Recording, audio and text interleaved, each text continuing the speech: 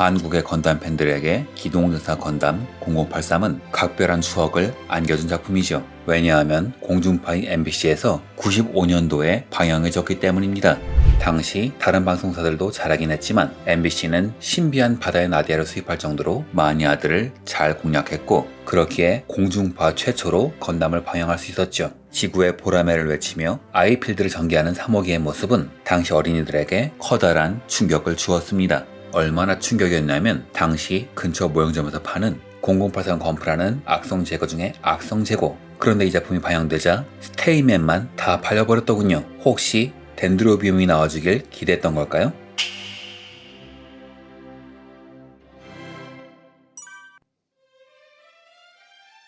RX-78 GP03 시작 3호기는 0083의 후반 주역기입니다. 디자이너는 건담계에서 가장 유명한 사람 중 하나, 2D의 산물인 건담을 상품화를 위한 입체화를 하는데 가장 큰 역할을 한 사람, 당시엔 신인이었던 가토키 하지메입니다. 당시 연방군은 애너하임에 우주 공간에 있는 거점을 방해할 수 있는 기체를 제작 인류하죠. 이런 말도 안 되는 기체를 만들기 위해선 화력, 기동력, 방어력, 그리고 무장 등의 모든 스펙이 높아야 합니다. 이를 위해 만드는 기체는 독특한 구성으로 되어 있죠. 코어 유닛, 스테이맨, 그리고 암드 베이스인 오키스가 존재하며 이 둘이 합체하면 덴드로비움이 됩니다. 이렇게 만든 이유는 지온이 갖고 있던 연구 데이터에 의하면 모비라모는 기체의 특성상 모빌 수초와의 접근 전에 취약하다는 약점이 있었기 때문이죠. 그래서 1년 전쟁 때 만들어진 G파이터와 같이 모빌 수출 베이스로 만든 후 무장 컨테이너를 추가하는 방식을 고안해냅니다. 그래서 8개의 무장 컨테이너를 가진 웨폰 슬롯 2기를 탑재, 안에 다양한 무기를 집어넣지요. 컨테이너는 폭발할 때를 대비해서 자체적으로 분리가 가능하게 설계했습니다. 이 기체 코드네임에는 애너하임의 여성 스태프들의 취향이 반영된 만큼 이 기체들도 꽃과 관련된 코드네임을 갖고 있는데요. 스테이맨은 꽃의 수술을, 오키스는 난초를 말하며 덴드로비움은 열대 지역에 꽃이 핀 난초과의 식물로 한국에선 석곡속이라고 하지요. 꽃말은 말괄량이라고 하는데 그 이름대로 정말 다루기 힘든 야생마입니다.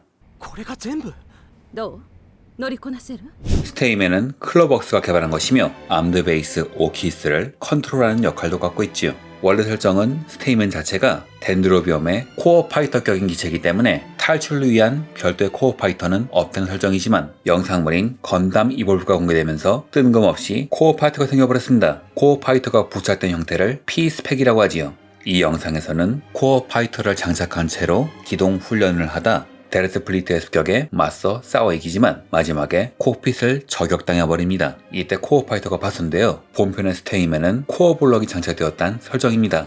여하튼 이 영상이 공개된 이후 설정이 변경되어 MG 프라모델에도 코어 파이터가 부속되어 있지요. 허리에 있는 테일 바인더는 풀버니언의 유니버설 슬라스터 이상의 출력을 자랑하며 それにあのテールバインダーはロッキングシステムも兼ねてるんじゃないか 그 외에도 건담 마크2 이상의 성능을 가진 오버 테크놀로지의 결정체인데 정작 그리프스 전역에서 이런 기체는 볼 수가 없지요. 티탄즈가 마크2를 제작할 때 연방제 기술의 순수성에 집착하는 바람에 지온의 기술이 철저히 배제되었고 그 바람에 성능이 애매해진 걸 감안하면 나름 납득이 가기도 합니다. 오키스는 구지온계 모빌함을 개발진들로 구성된 팀이 개발한 것으로 거점 방위를 컨셉으로 제작된 기체입니다. 거점 방위를 위해서는 압도적인 화력이 필요하기에 애너하임은 지온제 모빌아머의 데이터에 주목하지요.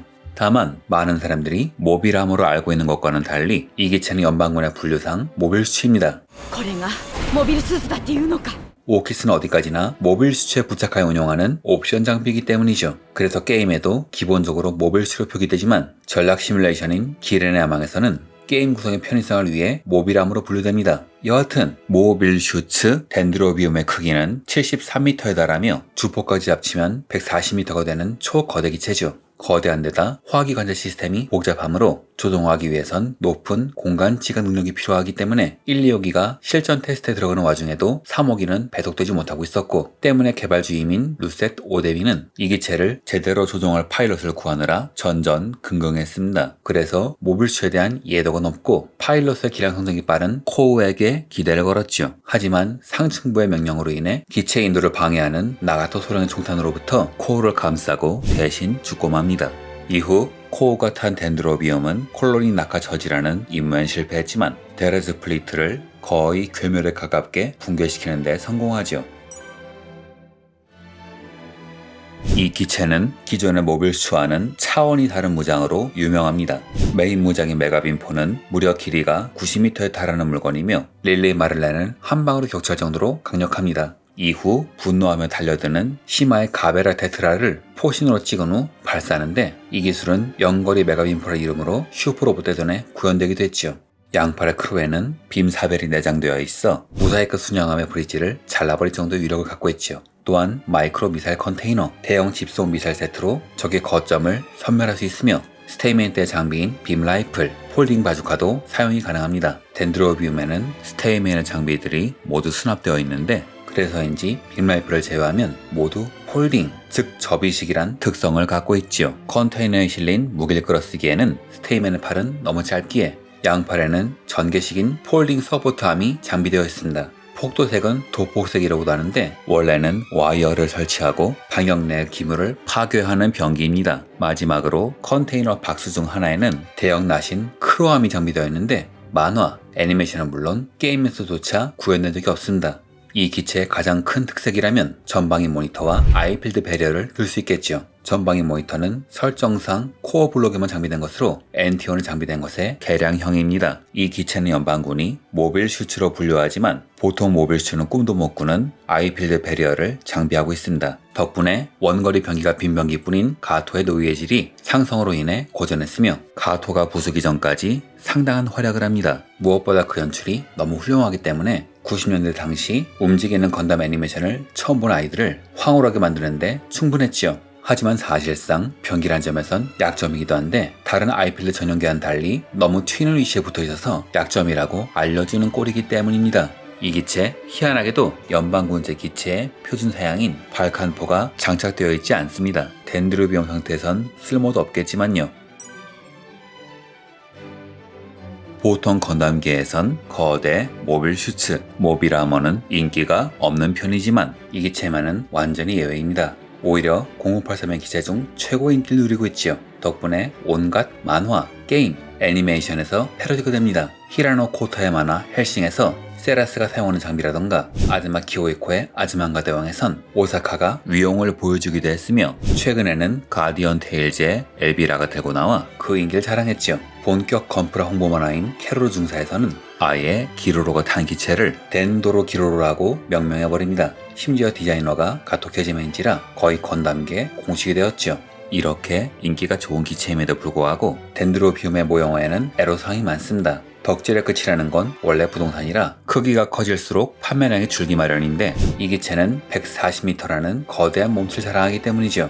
144분의 1 구파는 가베라 테트라와 더불어 그나마 괜찮은 평을 얻을 뻔했지만 폴딩함의 색이 저 모양이라서 그럼 그렇지 라는 평을 받았습니다. 2001년에 나온 마스터 그레이드는 인기의 중심인 오키스가 없어서 덴드로비움이 안 나오는 것도 문제지만 키트 자체가 관절이 너무 뻑뻑한 데다 다른 앤디처럼 가동이 잘 되는 것도 아니라서 인기가 없었습니다. 당시 건담 베이스에서 30%로 할인했음에도 불구하고 쌓여있었던 기억이 나는데요. 당시 부서의 선배들이 생일 선물 해준답시고 죄다 저걸 주는 바람에 한꺼번에 5개를 갖고 있던 기억이 납니다. 크기가 워낙 크기 때문인지 덴드로비움의 모형화는 제한적입니다. 550분의 1, 144분의 1의 두 종류가 있는데요. 144분의 1은 1m에 달하는 사이즈로 아주 유명합니다. 이 키트는 HGUC 스테이맨과 오키스의 키트로 구성되어 있는데 일본에 출장 갔을 때 스테이맨만 빠진 키트를 9,000엔 약간 안 되는 가격에 파는 걸 봤습니다. 워낙 가격이 세서 엄두도 못 내던 물건이라 한번 사볼까? 라고 해서 들어다가 바로 놔버린 기억이 나네요.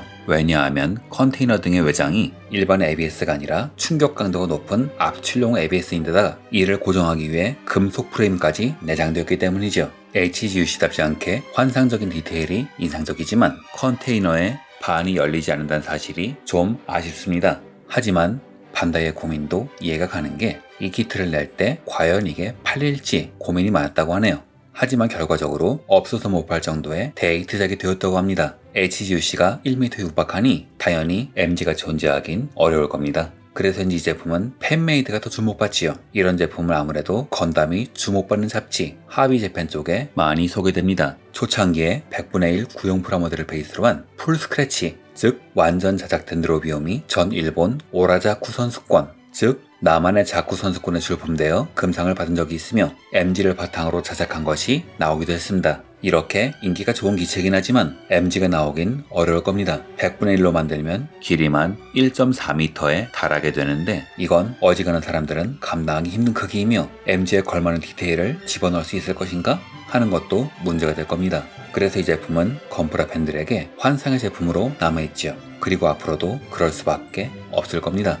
또한 인상적인 제품이 하나 있는데 2016년에 프리미엄 반다이 한정으로 길이 58cm의 위용을 자랑하는 유니버설 유닛에 예약을 받았습니다. HUC와는 달리 모든 컨테이너가 전개되는 초호화 사양인 데다 클로에 빔사브를 장비할 수 있는 등 팬들의 가려운 부분을 잘 긁어준 제품이죠. 사이즈 제외하면요. 문제는 이게 프리미엄 반다이로 나온 식완, 즉 시품왕구라는 겁니다. 아마 시관 중 최대 크기를 자랑하지 않을까요? 가격은 소비세 별도 17,800엔, 이미 시품의 레벨이 아니군요. 덴드로비움의 활약은 압도적이었지만 역전용사 가토는 노이의 질의 장점인 근접전으로 승부를 몰고 갑니다. 거의 다 이길 뻔한 상황. 하지만 바스콤의 전행으로 인해 승부는 무승부가 되어버리죠. 건담 개발 계획은 정상적으로 진행되었다면 문제가 없었겠지만 계획의 폭주가 데라즈 플리트의 건담 강탈로 이어지면서 최악의 결과로 이어졌습니다. 게다가 조기 대응을 하지 않고 서로 책임 돌리기만 하는 바람에 사태는 걷잡을 수 없이 커져버리고 말았죠. 결국 그토록 두려워하던 콜로니가 다시 떨어지는 사태마저 발생하자 연방정부는 모든 책임을 책임자인 존 코엔에게 떠넘기고 은폐하려고 합니다. 이때 탄생한 부대 티탄제 수장 자미토프 하이만은 이 계획을 완전히 사장시키지만 무버블 프레임, 전방위 모니터 등의 핵심 기술은 티탄즈가 고스란히 도입하여 건담 마크2, 사이코 건담의 개발에 활용되지요. 다만 덴드로비움의 기술은 거의 활용되지 않았는데요. 워낙 거대하기 때문에 전함에 수용할 수가 없으며 그 운영 비용도 통상 모빌슈의 100배에 달하기 때문입니다. 게다가 워낙 규격의 무장을 한꺼번에 많이 몰아넣는 바람에 화기 관제 시스템이 복잡해서 다룰 만한 파일럿을 양성하는 것도 힘들었기 때문이죠. 이로 인해 덴드로비움은 환상의 기체가 되어 그리프스 전역에선 모습을 드러내지 않았다고 합니다. 이상으로 영상을 마칩니다. 시청해주셔서 감사합니다.